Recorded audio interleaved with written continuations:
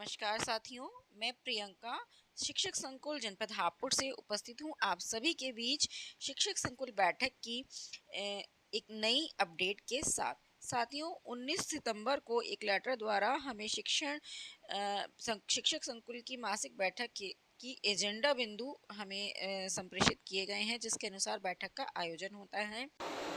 इस लेटर द्वारा स्पष्ट किया गया है कि मासिक बैठक आयोजित जो की जाती हैं शिक्षक संकुल की, उनका उद्देश्य अन्य विद्यालयों की बेस्ट प्रैक्टिसेस, नवाचार और विशेषज्ञताओं को साझा करना है, जिससे कि सभी को उसका लाभ मिल सके। इसमें बताया गया है कि एजेंडा बिंदु संलग्न जो किए गए हैं उन्हीं के अनुसार पूर्व में घोषित करते हुए मीटिंग का आयोजन किया जाए। सभी शिक्षक संकुलों द्वारा अलग अलग तिथियों में मासिक बैठक का आयोजन किया जाए और ये सुनिश्चित किया जाए मासिक बैठक के कारण किसी भी विद्यालय की शैक्षिक गतिविधियां प्रभावित न हो।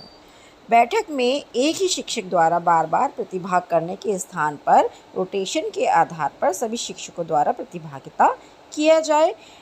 इसके अलावा मासिक बैठकों में विभिन्न विषयों की शिक्षण विधा तथा प्रक्रिया को प्रभावी और रुचिकर बनाने के लिए जो चुनौतियां या समस्याएं आ रही हैं उन पर स्पष्ट समाधान खोजने का प्रयास किया जाए।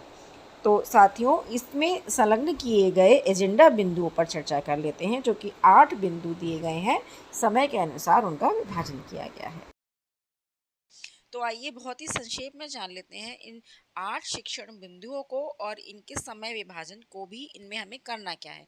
ये है हमारा एक एजेंडा पूरा 8 बिंदुओं का, जिसमें समय को भी विभाजित करके दिखाया गया है। आइए चर्चा कर लेते हैं बहुत ही संक्षेप में। पहला बिंदु है शुभारंभ। इस सत्र का उद्देश्य है मात्र इतना कि शिक्षक संकुल बैठक के वातावरण को सहज बनाया जाए। इसके लिए हम विभिन्न गतिविधियों को प्रयोग कर सकते हैं, जैसे कि हम किसी प्रेरक कविता, कोई गीत या किसी एक्टिविटी से या किसी गेम से हम शुरुआत कर सकते हैं, जिससे सभी की एक पॉजिटिव एनर्जी बने, सभी इन्वॉल्व हों बैठक में फिजिकली और मेंटली। ठीक है, चलते हैं अगले बिंदु की तरफ, जिज्ञासा या नई सीख।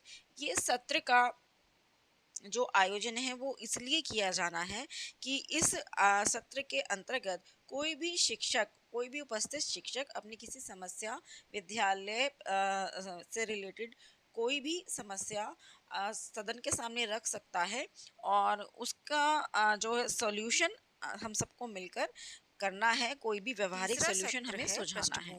ये इस सत्र के लिए 15 मिनट का समय दिया गया है। तीसरा सत्र है पृष्ठभूमि। गई बैठक के सभी मुख्य बिंदुओं को सदन के सामने सबके लिए साथ शेयर करना है। सत्र है संदर्भ, जो कि 15 मिनट का है। इस सत्र में पिछली शिक्षक संकुल बैठक के सभी बिंदुओं पर हमें चर्चा करनी है, एक बार रिवाइज करना है। उसी के साथ हमें जो पिछली बैठक में निर्णय लिए गए थे उनके अनुसार क्या कार्य किया गया और किस तरह उनके रिजल्ट रहे, उस पर चर्चा करनी है।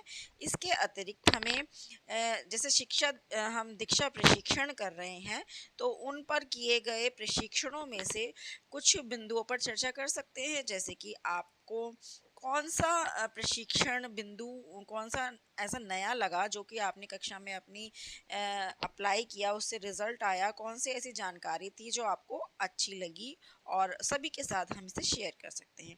इसके अतिरिक्त इसी सत्र में हम कुछ वीडियोस भी सभी के साथ शेयर कर सकते हैं, जैसे कि किस तरह के हम निर्देश टूल्स का कक्षा में प्रयोग करते हैं, किस तरह के निर्देश या किस तरह के टूल्स का हम प्रयोग करते हैं, अगर हम दिखाना चाहते हैं तो हम यूज़ कर सकते हैं सभी शिक्षकों को प्रेरित करने के लिए।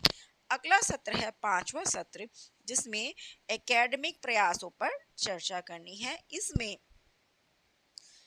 पूरे न्याय पंचायत से कोई भी साथी अपने द्वारा की गई बेस्ट प्रैक्टिसेस, नवाचार, नई गतिविधियों, नए टीएलएम को सबके साथ साझा कर सकते हैं और उसके अप्लाई करने के बाद, यानी उस नवाचार को करने के बाद क्या आपका रिजल्ट आया, उसमें उसको भी हम सभी के साथ साझा कर सकते हैं, क्योंकि अगर नवाचार के साथ रिजल्ट जुड़ा रहता है तो उसकी सार्थकता ज़्यादा बढ़ जाती है।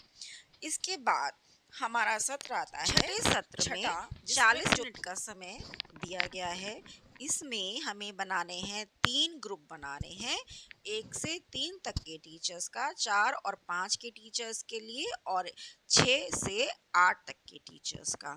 करना क्या है, हमें शिक्षण योजनाएं तैयार करनी है, 1 से 3 की, 4 से 5 और 6 से 8 की। 1 से 3 की शिक्षण योजना बनाते समय हमें ध्यान में रखना है तत्कालीन यानी वह जो महीना चल रहा है और आने वाले महीने की जो निर्धारित प्राथमिकताएं हैं, मासिक प्राथमिकताएं हैं, उनको ध्यान में रखकर आधारशिला क्रियान्वयन संदर्शिका में जो दी गई हैं उनको ध्यान में रखकर शिक्षण योजना बनानी है। उसके बाद बड़े समूह में उसके मुख्य बिंदुओं को साझा करना है। 20 से 25 मिनट बनाने के लिए और 15 मिनट प्रस्तुतिकरण के लिए दिए गए हैं। इसी तरह 4 से 8 को भी एक शिक्षण योजना तैयार करनी है और पाठ्य पुस्तक को केंद्र में रखकर उस माह की और आने वाले माह की विषयवार शिक्षण योजनाएं कर तत्कालीन और आगामी माह के लिए विषयवार शिक्षण योजनाओं का निर्माण करना है। इस प्रकार तीनों समूहों को शिक्षण योजना का निर्माण 20-25 मिनट में करना है। उसके बाद 15 मिनट में प्रस्तुतिकरण होना है। अगला सत्र की तरफ चलते हैं जो कि है शिक्षण योजना क्रियान्वयन हेतु उपकरण निर्माण प्रस्तुतिकरण। जैसा कि स्पष्ट है, जो कि छठे सत्र में शिक्षण योजनाएं बनाई गई हैं, उन शिक्षण योजनाओं को पूरा करने के लिए यानी क्लास में कराते समय हमें किन गतिविधियों की, किन टीएलएम के माध्यम से, किन शिक्षण सामग्री के माध्यम से हम उनको क्लास में बच्चों तक डिलीवर करेंगे, तो उन सभी को हमें, उन सभी टूल्स को, उन सभी एक्टिविटीज़ को हमें तैयार करना है 20 से 25 मिनट में तीनों समूहों को, और फिर 20 से 25 मिनट में उनका प्रस्तुतिकरण भी होना है। प्रस्तुतिकरण के उस उपरांत पॉजिटिव फीडबैक देना है सभी को। इस तरह ये सत्र समाप्त होगा और 8वें सत्र में यानी अंतिम सत्र में निष्कर्ष और संकलन का सत्र है, जिसके के लिए 10 मिनट दिए गए हैं, जो कि ARP या शिक्षा संकुल द्वारा संचालित होना है। इसमें संकुल शिक्षक विद्यालय को उदाहरण के रूप में आवाहन करना है। ARP शिक्षक संकुल द्वारा शिक्षण योजनाओं को आधार बनाकर कार्य करने, आकलन एवं पीछे छूट रहे बच्चों के साथ रिमेडियल कार्य नियमित रूप से करने, बच्चों को समूह, जोड़ों एवं व्यक्तिगत रूप से कार्य करने के पर्याप्त मौके देने पर बल देने के लिए प्रोत्साहित करना है। अंत में शिक्षक संकुल द्वारा DCF भरना है। साथियों, ये ही है हमारा 8 बिंदुओं का प्रारूप, जिसके अनुसार हमें कार्य करना है। आशा करती हूँ आप सभी को स्पष्ट हुआ होगा। कोई अगर त्रुटि रह गई हो, कुछ पॉइंट छूट गए हो, तो ज़रूर नोट कीजिएगा। मिलते हैं अगले वीडियो में, तब तक के लिए धन्यवाद। Thank you, stay safe, happy.